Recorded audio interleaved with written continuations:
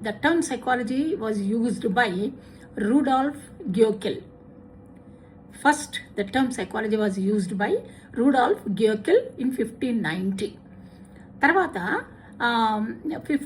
1879లో అంటే మొదటిసారిగా అదే టైంలో సైకాలజీ ఒక ప్రత్యేకమైనటువంటి శాస్త్రంగా పరిగణించబడడం స్టార్ట్ అయింది.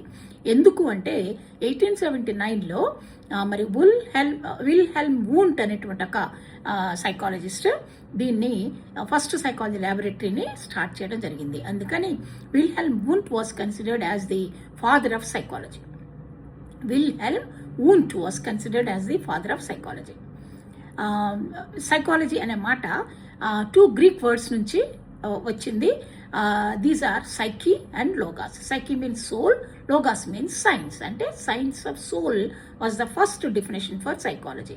తర్వాత వేరే డెఫినేషన్స్ వచ్చినాయి. వీటన్నిటి గురించి నేను నా ప్రీవియస్ వీడియోస్లో లాంగ్ వీడియోస్లో చెప్పడం జరిగింది.